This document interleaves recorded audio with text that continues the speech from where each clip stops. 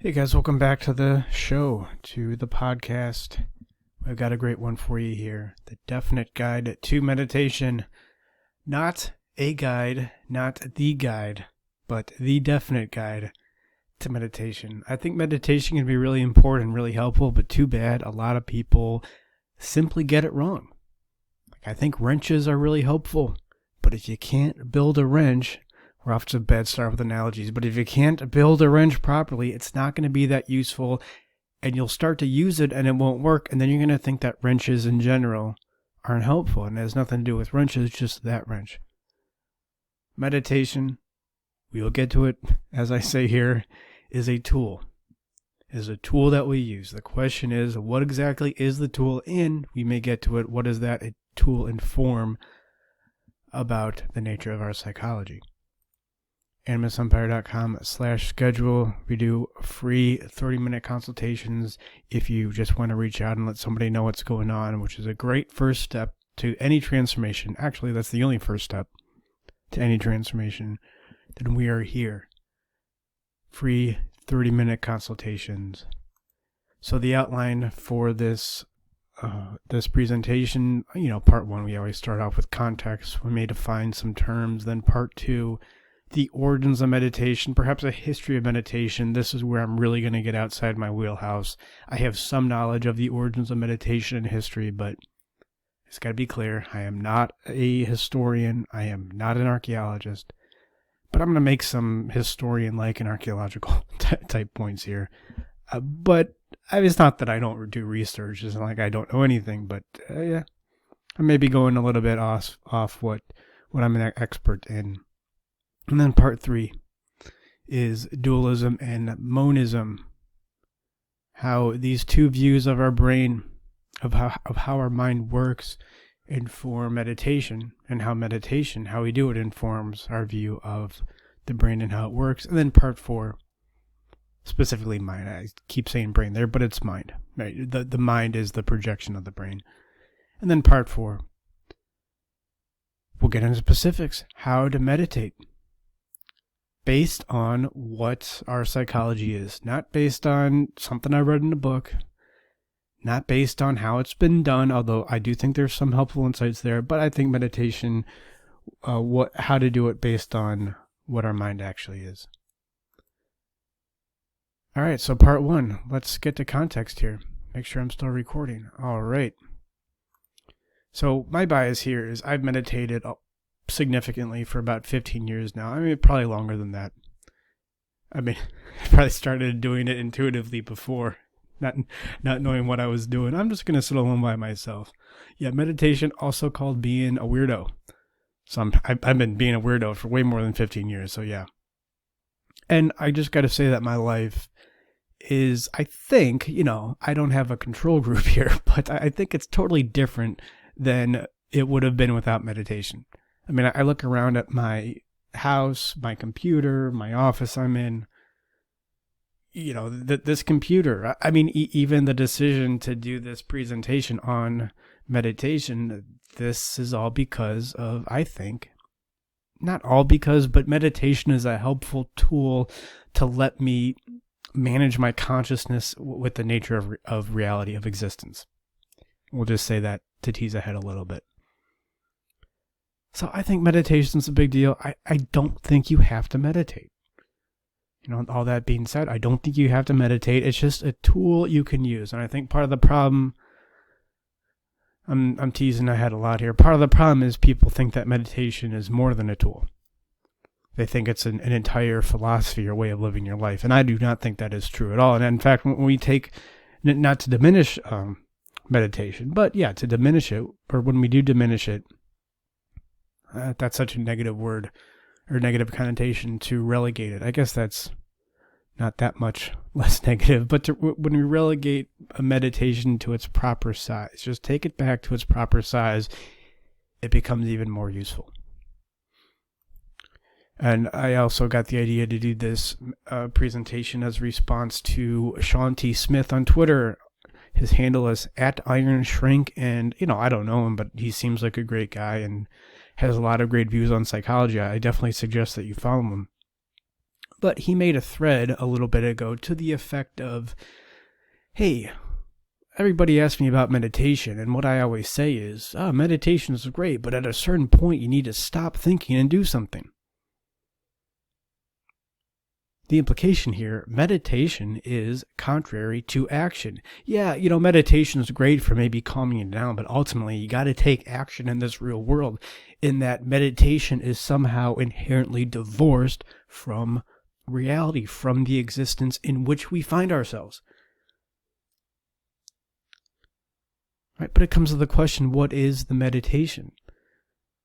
I mean, it's like if somebody asked you, is exercise helpful? Well, I don't know. I mean, what kind of exercise? For who? In what context? Right? If you weigh 300 pounds, it's probably not a good idea to take up marathon running. May not be that great on your joints, right? Maybe for somebody else. No, mostly somebody from East Africa, it's probably going to be more in line with how you're built. But, right? So, is meditation useful? Well, we got to get back to the question of, well, what kind of meditation? What is it used for? And I think this is just another indication that I have a lot of respect for Sean T. Smith, but we need, what do we need? We need an understanding of basic philosophical issues. And without an understanding of basic philosophical issues, without an ability to take psychology back to first principles, right? Philosophical, scientific first principles kind of thinking, Isaac Newton kind of thinking, then we will inevitably be limited in our practice and how we communicate with people. When somebody asks, well, should we meditate? It's like, well, that's a big question. Let's get into it. There's a lot of nuance there. But hey, I do see where the Sean T. Smiths of the world are coming from. I do empathize with their position, because the conventional view of meditation, which I will take from Sam Harris mostly, not to rag on Sam Harris again, but or like it seems like I'm ragging on Sean Smith, but I'm going to use Sam Harris as a indication, as a microcosm of a bigger problem. And what Sam Harris recommends in meditation is, in a sense, notice breath, turn away from thoughts and feelings. And the implicit purpose here is to quell some sort of inner conflict, which, again, may say something about the nature of our psychology. And yeah, I mean, these are just copy and pasted steps from Sam Harris's website. I think he has a post, How to Meditate, and these are the steps that he goes into. And there's a lot here about, just sitting down, relaxing, taking a few deep breaths, and that's all well and good. I think that's great. Noticing the points of contact between the floor or the furniture, the couch, whatever, the chair you're sitting on, and your body, between the soles of your feet and the ground. Noticing the points of contact, that's all great. But, we get into the punchline here in his steps on how to meditate with step 7. The moment you observe that you have been lost in thought, notice the present thought itself as an object of consciousness. If you're just listening to this is a quotation from his steps on meditation. Continuing, then return attention to the breath, or to whatever sounds or sensations arise in the moment. So again, the tool implies the implication, the tool implies the nature of your psychology, right? So what's the implication here? Thoughts, feelings, etc., they mean nothing ultimately. These mean nothing about who we are, and I get that I've done this kind of meditation, quite a bit of it actually,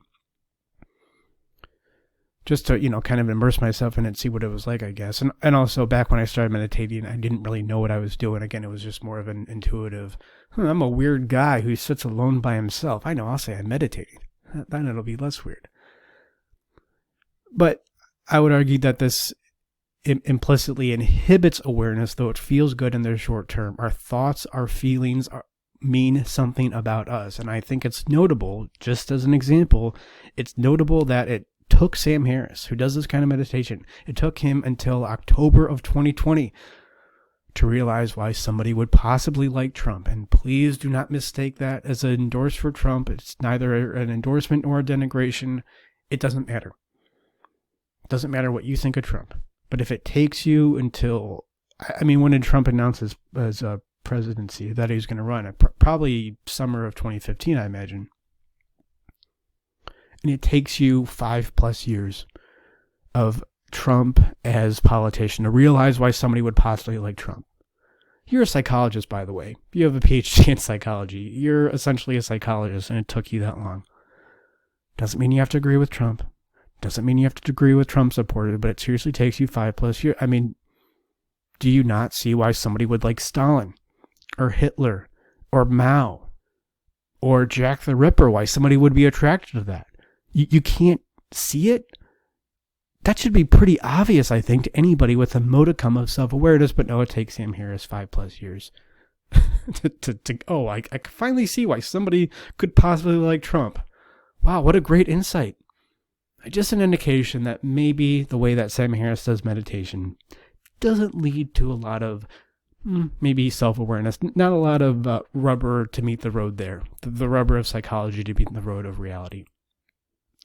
But do we notice something else here between the Sam Harrises and the Sean T. Smiths of the world? They commit the same error, right? The Harrises commit the same error as the Sean T. Smiths, the action-oriented, but they take an opposite side. Right? They appear to be quite different, but they both take the side, they both agree that error. Oh yeah, excuse me, I'm trying to read. I'm trying to speak in an impromptu way and also read my notes. But the error here is divorce thought from action. They both make the error that says thought is somehow separated from action. So the Sean T. Smiths say, well, just go to the action, and the Sam Harrises say, well, just go to the thought. But it's the same error.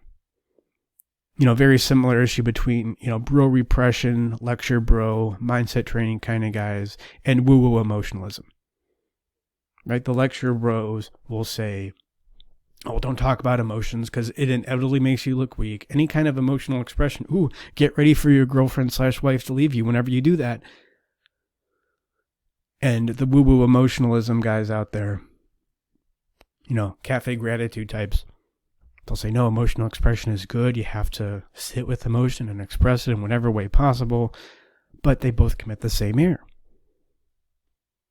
Their error is, but the emotion doesn't make sense. So you either better repress it, because it's not going to make sense anyways. So the expression of it is going to make you look disoriented, incompetent, i.e. weak, i.e. not very masculine. And then the woo-woo emotionalism agrees with that, but they say, well, that's just the patriarchy talking. That's just, our cultural values. No, it's great for men to express emotion. Yeah, it makes you look weak, but so what? Well, you are both equating emotions with irrationality, with weakness.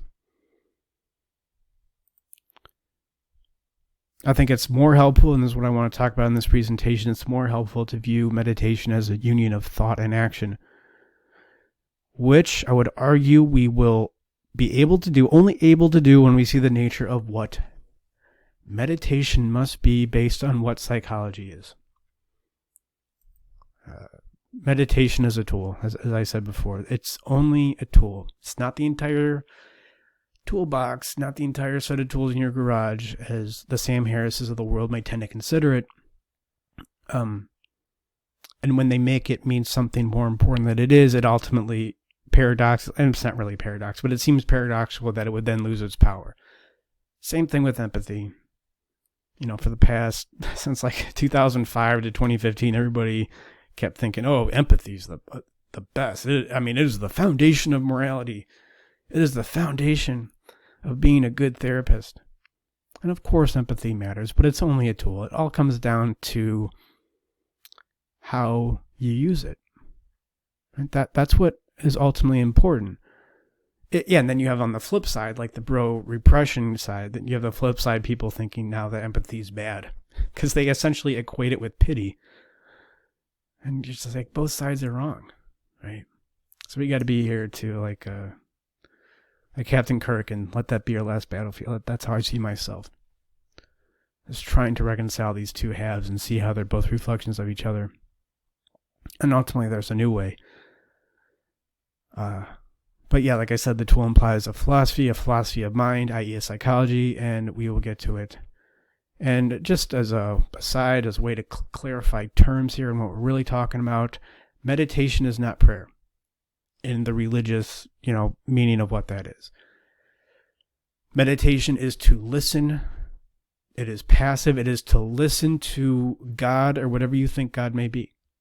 Now, I mean God in the psychological sense. This is not, I don't want to get this into an argument of whether God exists in the philosophical sense.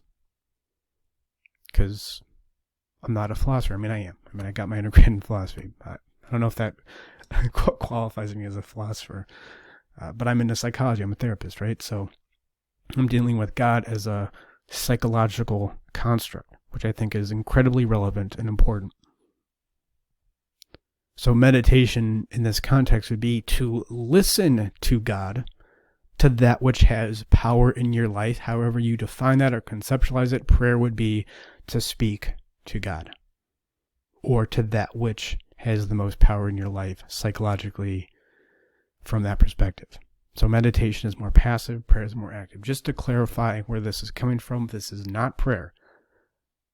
There may be some similarities there, but I will not get into that in this presentation. All right, so part 2.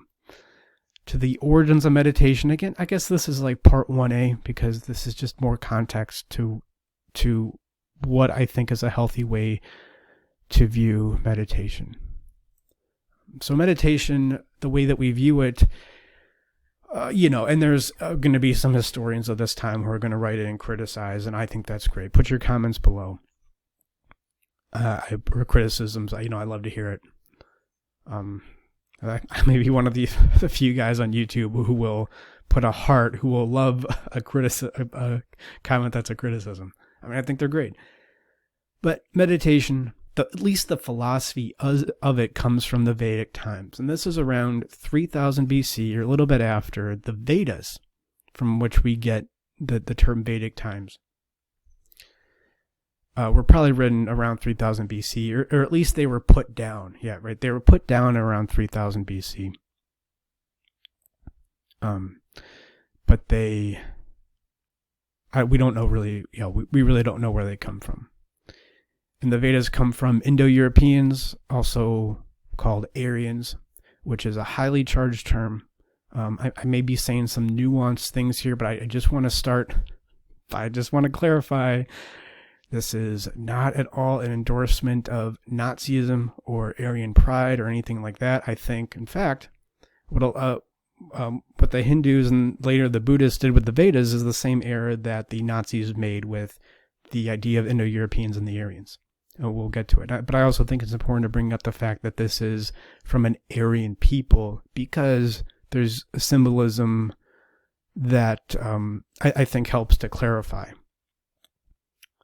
the true nature of meditation. That really comes from Indo-Europeans. But the Indo-Europeans wrote the Vedas. And I think there's just a lot of confusion here because, like the white power people will think, Aryan was white, were like blonde hair, blue-eyed people.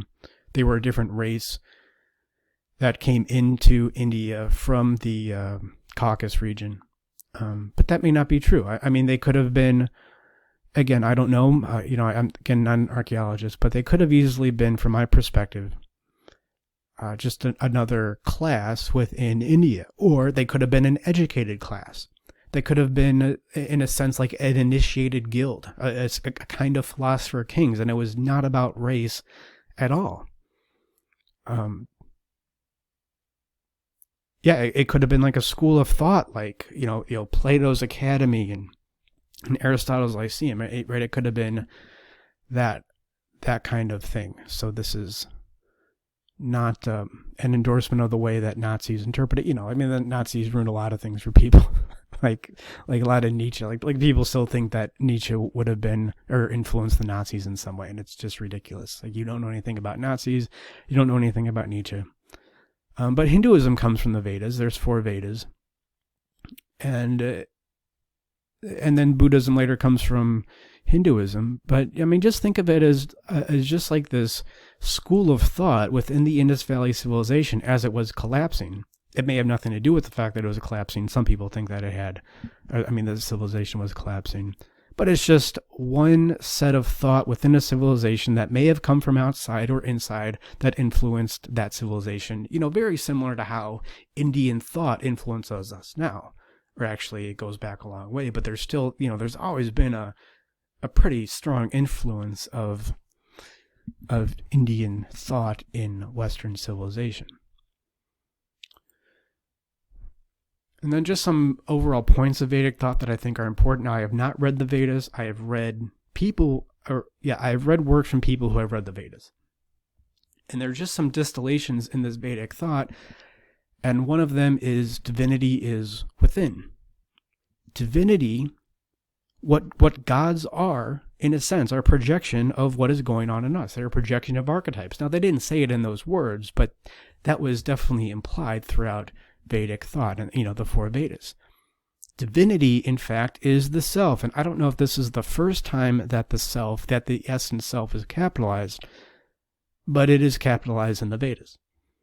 So to experience divinity, and this may be where meditation comes from, I do not think that the Vedas discuss meditation explicitly. But where does this idea come from? It comes from this Vedic thought of, okay, divinity is within, the divinity is the self.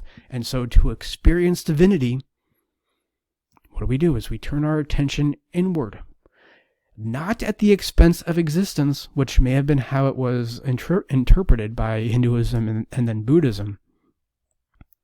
We'll get to it more in the monism versus dualism discussion. Not at the expense of existence. Simply, divinity is within.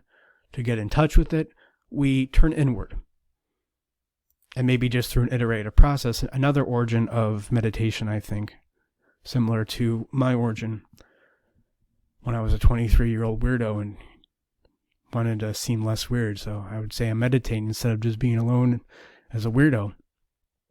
Right? That would be a great excuse for Unabomber. I was just meditating. I'm not a loner and living out in the woods. I'm just meditating. I think this is just through an iterative process. People felt better, I'm sure, when they just sat alone without distraction. I mean, this is how diets affect us, or how we get our diets from. When we eat something, we notice that it doesn't make us feel as good as when we eat something else. And these things get codified, they become part of tradition. But it all starts from just noticing, like, oh, when I sat away from my family for 7.5 minutes when everybody was fighting, I felt better. Maybe let's turn this into a practice. So I would have to assume that this is another beginning, another origin of meditation, very similar to where religion comes from. Ultimately, is the need to feel that you're pacifying the storm gods, right? 30,000 years ago, and it could have, started before this, but let's just say 30,000 years ago in what we now call Germany. Storm gods, or the storms would come without warning, and they could devastate your tribe or whatever community you lived in. So you would, pray a little, or blow in a little bone flute, play a little bone flute to propitiate, to appease what you would project out to be storm gods. It's anxiety, right? It's a projection of your anxiety. But playing the flute with your friends, it just creates this communal good feeling around it, and you feel like you're appeasing the storm gods. I mean, this is exactly what group therapy is now. Now the storm god, the present day storm god, is anxiety. This is why I think Predator is just a great movie. And it's, it's going to be around in 1,000 years, in my humble opinion, because, this is a storm god playing the bone flute kind of ceremony.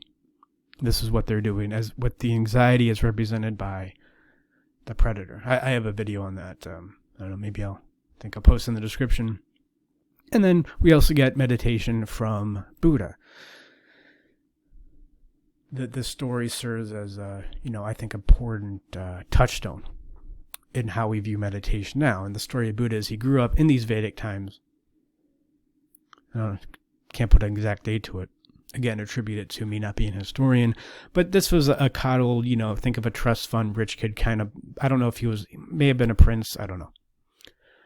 But he was coddled very much in his early life. And then he traveled the world for 6 years, from 29 to 35. And then after that, he meditated for 7 days.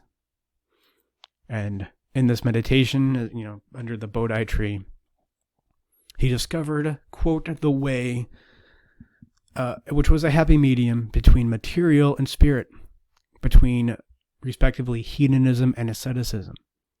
And part of this was to notice how your sense of self and by consequence, the material world is an illusion.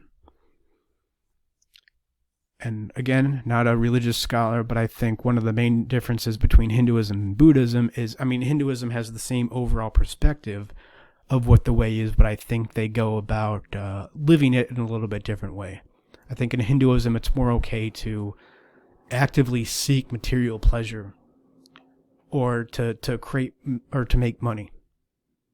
And you get a big house and you go on a nice trip with your family, but ultimately what I think is the correct Hindu way, any Hindus out there, let me know if I'm wrong, is to renounce all that. It's like there's like a period of indulgence, then a period of renunciation. So the same idea in Hinduism, just applied in a little bit different way. But notice that split. Oh, those two slides are different. What did I add to this slide? Sometimes I make edits and I don't correct it everywhere else. Oh yeah, so the error is to take an abstract idea to make it concrete,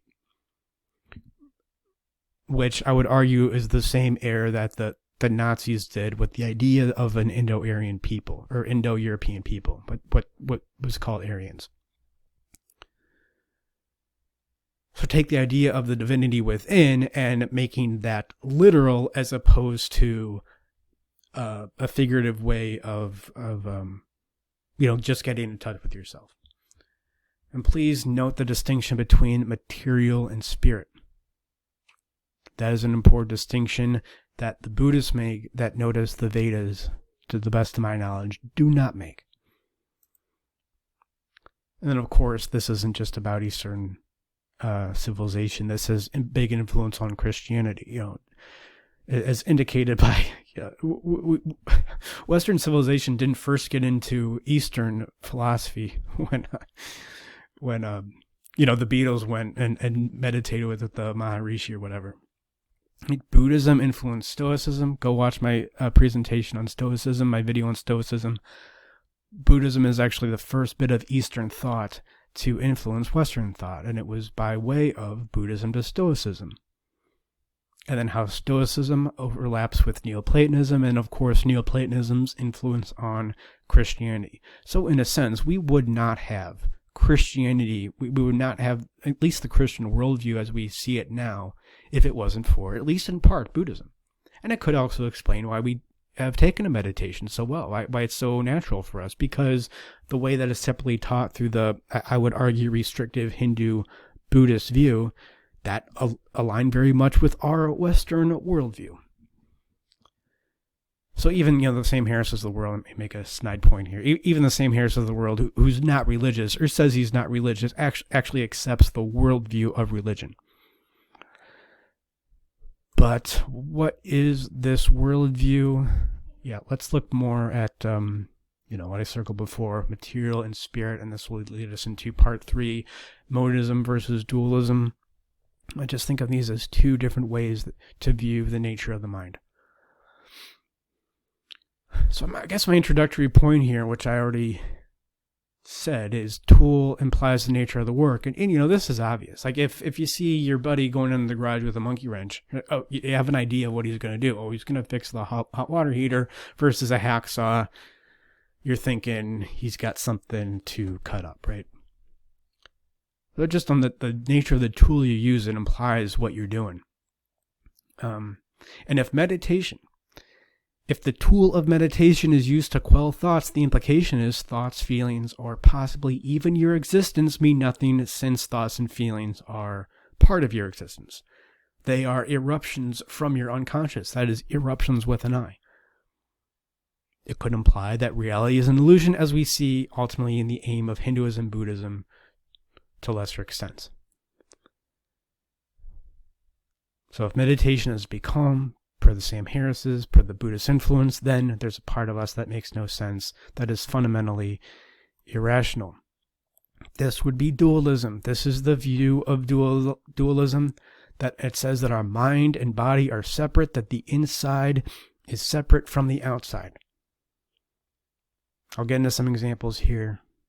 If this is too confusing, that the rational is somehow separate from an irrational. There's a rational part of us, a yang part, and an irrational part, a yin part, and but they're not communicating very well. They don't communicate very well with each other, right? Apollo and Dionysus, these are the symbols in the West, and both of these archetypes exist. They just don't communicate very well.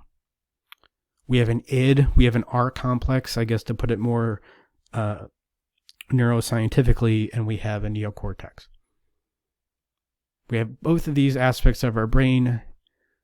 They don't communicate very well though, and we're either running on one or the other, and one is always run at the expense of the other. And a very famous, not inception of this idea, but we get a lot of influence from Timaeus. Platonic dialogue, when he talks about where order comes from, and the order does not come from chaos, according to Plato.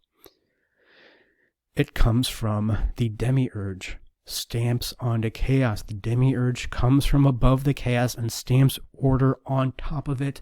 We do not get order from looking at how to integrate the chaos. We get order from on high, not from figuring out what is right at our feet. And so some examples of dualism: gratitudeless. You're not feeling good. Maybe there's a fear you're dealing with.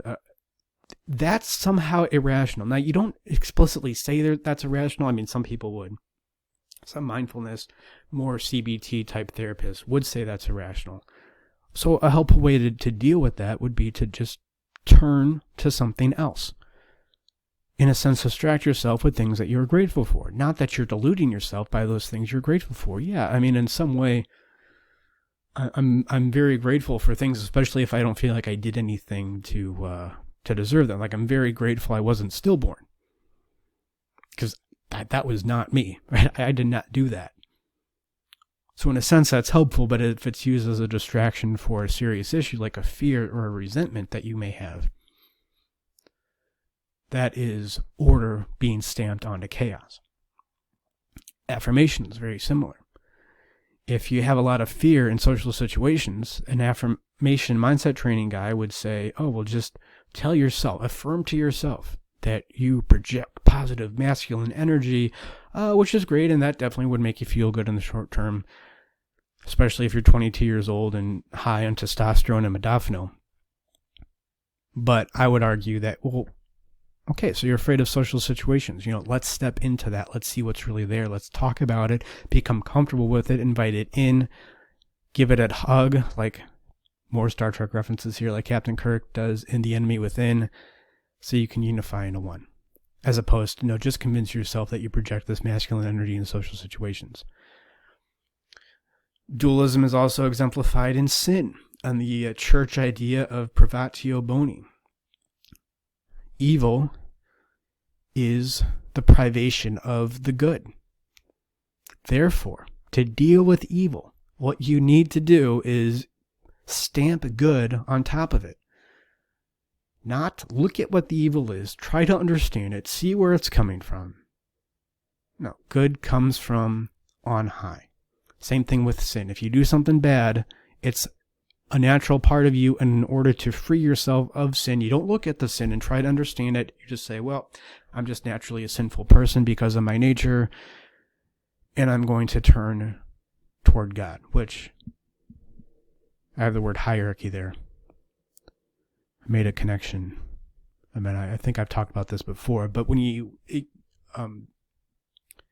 people say, well, the foundation of the church was really great and noble, but they came in, the Catholic Church put this hierarchy on everything and kind of disrupted the true message, adulterated the true message with this power play of the hierarchy. But I would argue that if you come at the mind from a dualistic perspective of there's a good part of me and a bad part, and they're ultimately in dispute in perpetuity, well, guess what? You're going to have people who are going to be more in touch with the higher parts, and they're going to be the ones who tell you what to do. And it just will inevitably create a hierarchy from this dualistic perspective. Now, the foundation of the Christian church may have been something different than that, but I think there was always that implication of sin, which led to the hierarchy. So the church was inevitable. And it wasn't just Christianity. I mean, this was a lot of mystery cults from the time, because these ideas, in part, came from Buddhism, suffered from the same dualistic perspective. All right. And then other examples of dualism. Is this making sense? I mean, let me know if this is making sense. It's just, just want to give you examples here to make sure that you know what I'm talking about. I really want to connect this information because I think it's important. And so corporal punishment, whether it's a child or in society, like with, caning or the death penalty, there's some kind of chaos there, and we can only impose order from above, from some kind of strict punishment, some kind of what's it called? Twig, branch. What's it called? When you take a branch off a tree? I don't know. Some kind of whip that keeps the chaos of reality in line. And then this is the Ten Commandments, right? Moses goes up, comes back with these principles on how to live from on high. Not that I don't think that there may be some truth to the Ten Commandments, but the fact that they come from on high, you don't question them. There's no nuance there. That is an example of dualism. Same thing with King David in the desert, right? He's in this problem of, which is it, Saul or Solomon? I forget. So somebody's chasing after him in the desert, right? And he prays, and this is where some of the Psalms come from. But, like his prayer, and I'm guessing it's Kings 2, Samuel 2. Very much praying for something on high to come save him. And then this is the same thing with advice. This is dualistic kind of thinking. Look, there's this area in my life that I need to get figured out, and I just need some information here. Right? I just need some information granted, in a sense, from on high, and then that is going to change my behavior. Right? Without looking at, maybe there's some issues there that advice just isn't going to fix, which is why, in part why I would obviously never give advice in a therapy session, that this is a decision you need to make. Because I'm not a dualist, I'm a monist. So what's the basis for dualism? Man, if it's so wrong, why would people adhere to it? Well, we all do to some degree. It's because of poor epistemology and anxiety, and the anxiety infuses the poor epistemology. We wish things were different than they were, and it also stems from an inability to look at our own nature.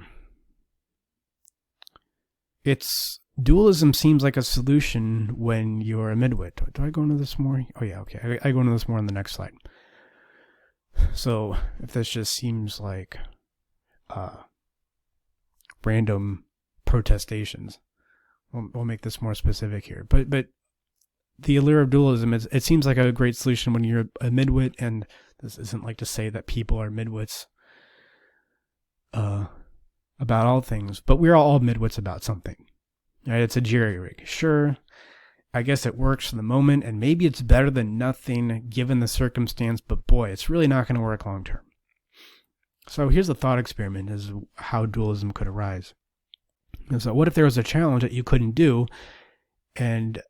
but if you didn't do it, there would be drastic consequences. Right? You're faced with a challenge in life you do not understand. I think this is very emblematic in pickup and red pill communities. There's immediate guidance on, here's the nature of woman, and here's how you act. Like, here's the one way to approach women. Here's your pickup line. Here's the concrete, specific, seemingly easy advice.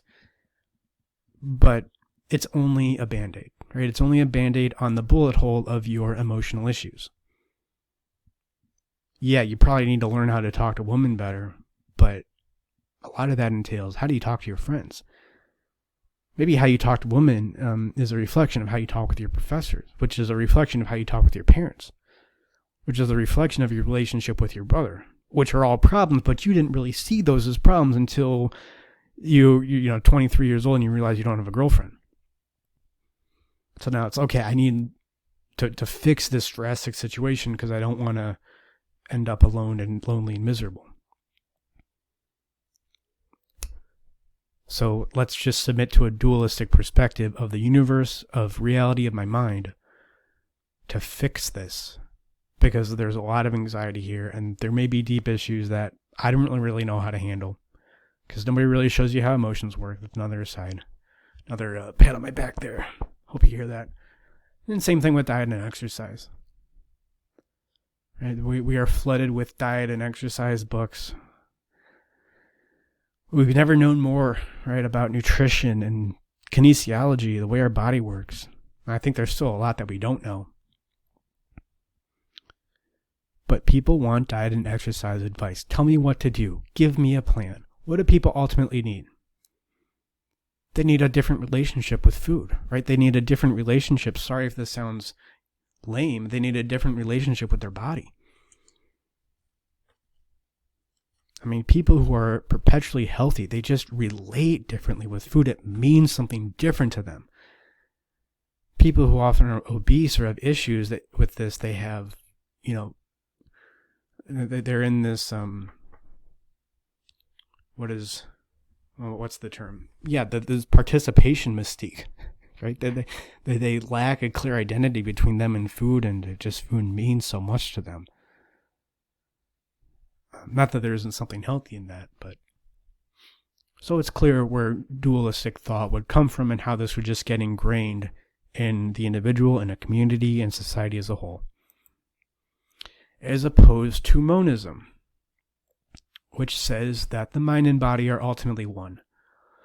The inside is connected with the outside. We make sense of emotions, of our demons. Otherwise, our emotions are demons, but our latent emotions are demons. And they're there to make sense of, to relate with. And dualism may come from Timaeus, other texts. But famously, monism is exemplified in the Emerald Tablet. As above, so below. That's not literally above. That is external, internal. These are reflections of each other. And of course, the self-help industry takes this and says, well, yeah, that's why you got to do affirmations, right? That's why you got to change the way you think. That's why you got to make goals. Because your goals will just magically show up when you visualize them. Well, that's a Band-Aid solution. That's not really how it works. That may be how it appears in some people, but as we famously say here at this channel, you don't get what you want. You get who you are. All the affirmations, all the self-help in the world is not going to mean anything unless you can get your head screwed on straight, unless you can manage your emotions. But you got to know what emotions are before you can do that. Now we're going to get into it here. Meditation can be a helpful tool to help us manage our emotions, create a better relationship with reality, to create an as above, so below kind of, what's the word?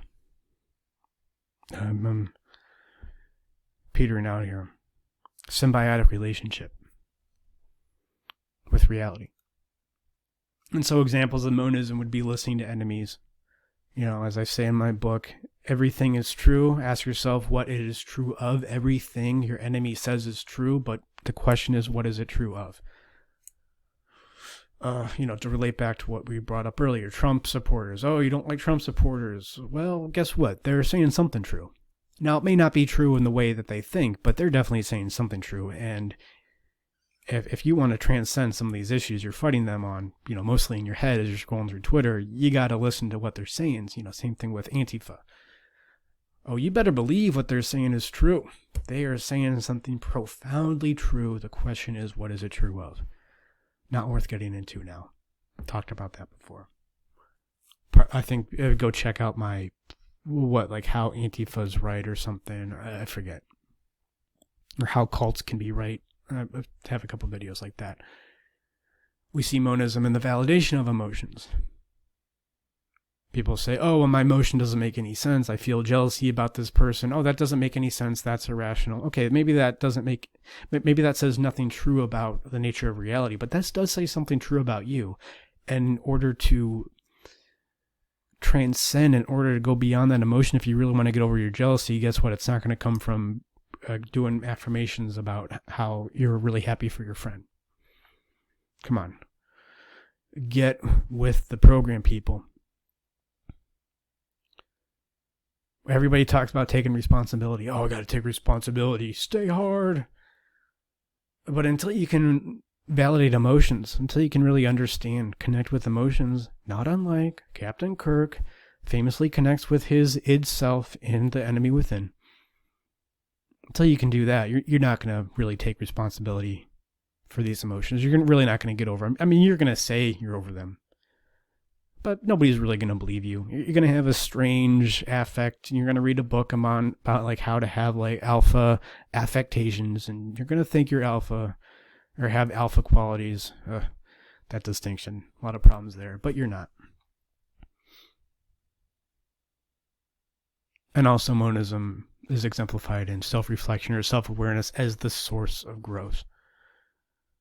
This is why my philosophy of the mind, my philosophy of psychology begins and ends with self-awareness. Without that, there's nothing. All right, so all this says, let's get to part 4 here, how to meditate specifically, the punchline, and yeah, we're going long here, so I'll just put this timestamp in, so you can just skip ahead if you want to forget about all the beginning parts. So how to meditate, how to specifically do it. Now there's 2 parts to this section. I think there's 2 different kinds of meditation. One is active imagination, which Jung talks about. Again, I'm not a Jungian, but he's one of my biggest influences.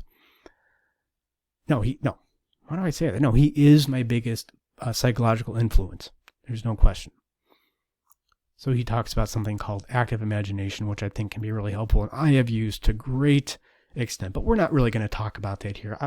We'll talk about it as an aside. But really, we're going to talk about meditation in the way that people mean it in the traditional sense. So first, let's just get to part 4a, active imagination. So the story goes, when Jung broke from Freud, he felt a lot of fear.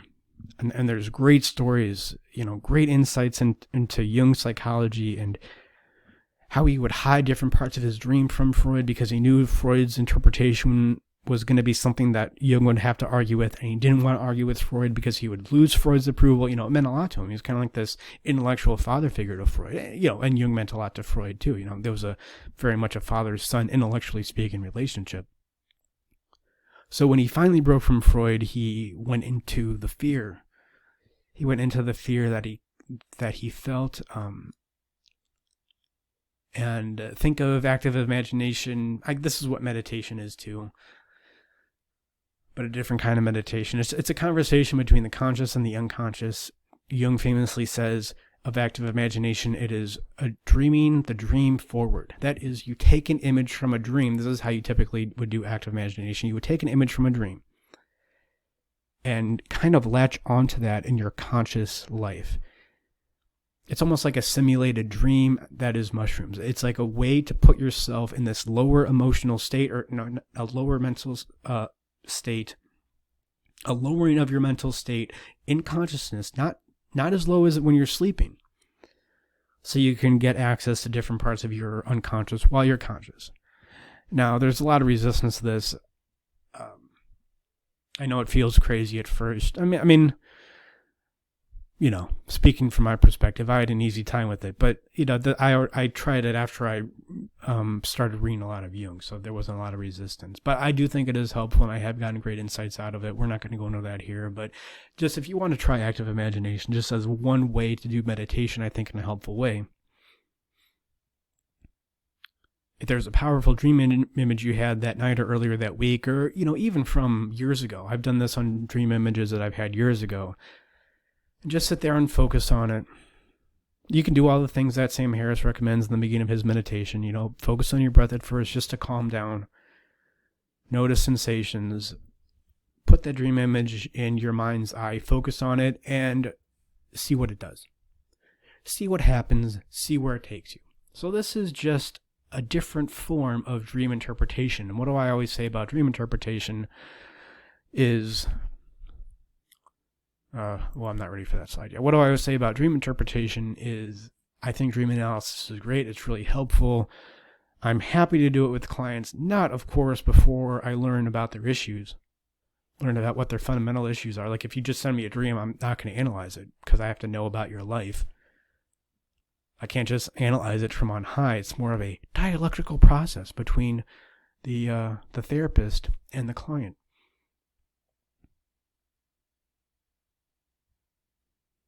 But what do you do once you analyze the dream is you ask yourself, I'm not saying you get to a definite answer to this question, but you always ask yourself, what does this dream want me to do? What is this dream telling me to do? And that may be an indication of the ultimate goal of meditation here. But what did Jung do with dreams? Is he noticed the structure and he gave meaning to the content of dreams. And that's what I have done with emotions. So how Jung was able to prescribe something like active imagination based on the nature of dreams, based on the symbolic significance of the dream, not objective significance, but subjective significance. That's not the same. That doesn't mean the same as it means nothing, but it means something in particular to the subject. There's a way to analyze that based on its structure again, but that's what we do with emotions, and this is, I think, is a good indication of really how to meditate. So here we are in 4b. Again, the tool implies nature, ... but also the nature implies the tool. If you have something to cut, this gives you an indication of what tool you need to use to cut it. Or if you, again, the example of seeing your buddy go in the garage with a hacksaw, that's an indication of what he's doing. So what we could do is deduce, right? Not induce. This is not induction, but deduce proper meditation from the nature of psychology. If you want an explication of this, animusempire.com/book. There's a link you can buy it on Amazon, Kindle. You now have a paperback available, and of course, if you want to hear me read it, it's available on Audible. But here we have the nature of our emotions based on what our emotions must be. If psychology is to be a field, I do not want to go into my derivation of this now. I do it in the book. So we have anxiety. We have anger. So based on these structures, and I may flip back to these slides in here in a bit, but based on these structures of how our emotions work, given that our emotions are the source of our action, action is how rubber meets the road in existence in the material world. I think this will give us the nature of how to meditate. So what must the steps be? And I definitely use that word must purposely. Not what could the steps of meditation be? What must the steps of meditation be based on the nature of our psychology? Now, you don't have to do meditation specifically in this way. You can adopt this, of course. But in general, I think the steps need to be this. The first one is to sit still. The longer, the better. I find post 25 minutes to be the most helpful. That's me. And what does sitting still do? What is the purpose of doing this? Because it allows the unconscious to come into the consciousness. I mean, let's go back to anger diagram, for example. Sitting still, we have these issues around here. It makes us more aware because what is our avoidance? Distraction, inactivity, stagnation. I think I have it up here, an anxiety diagram. Yeah, distraction. That's how we become avoidant. So a great way to perhaps ensure less avoidance is to sit still. If you fidget, that's fine. Just go back to not fidgeting. And this allows the unconscious to come up into consciousness. Probably not at first, but given enough practice, trust me, it becomes easier and easier. So the next thing you do, once you're sitting still, and you may get more access into your unconscious, as you ask, what am I avoiding? What do I need? What am I avoiding?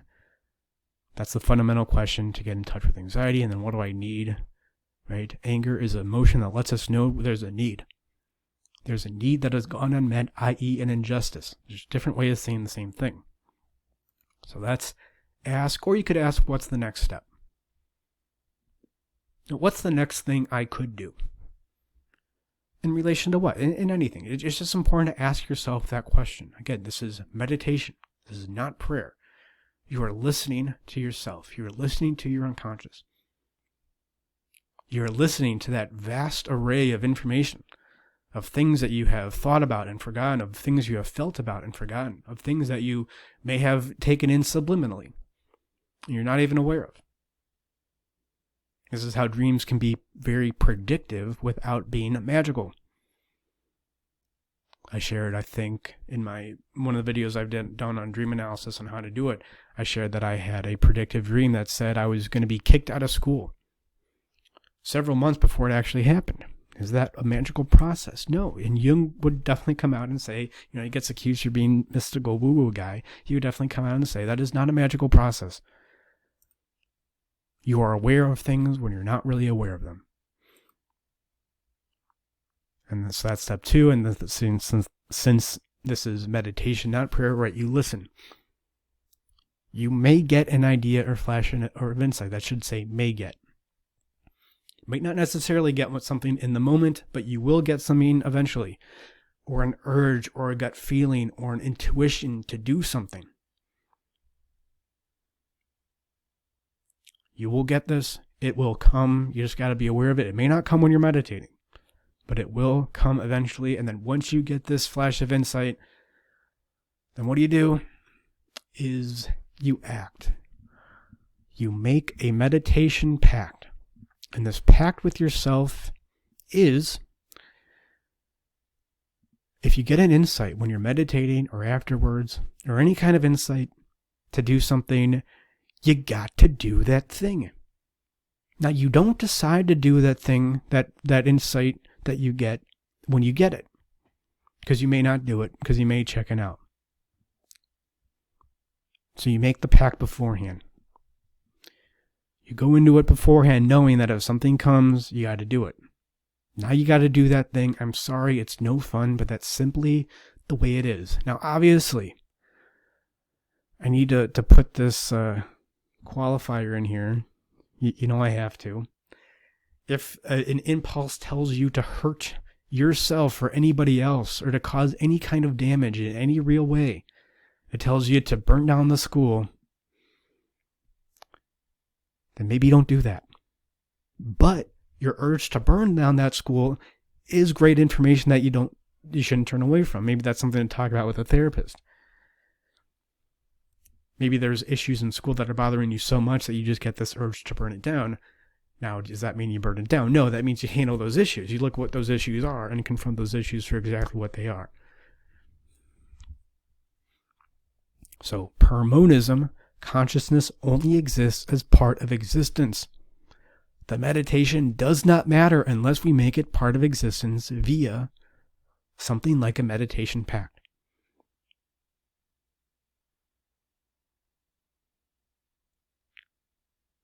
So if your life isn't working out in the way that you want, or things aren't going, quote, fast enough, and you're getting these intuitive urges and not acting on them, well, I got news for you.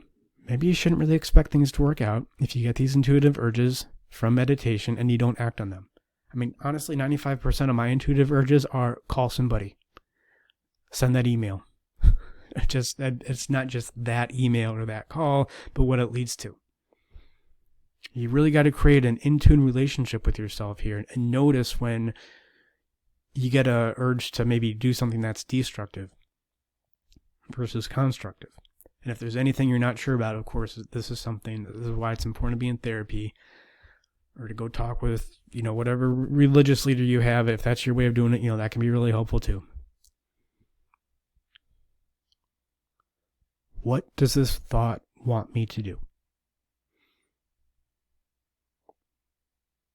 What is this feeling? What is this urge? What does it want me to do? And this, same thing with active imagination dream interpretation. I mean, some people can have just like the greatest dream interpretations with all these intricate symbol references and biblical references. Great, but it ultimately comes down to the question, what does this dream want you to do?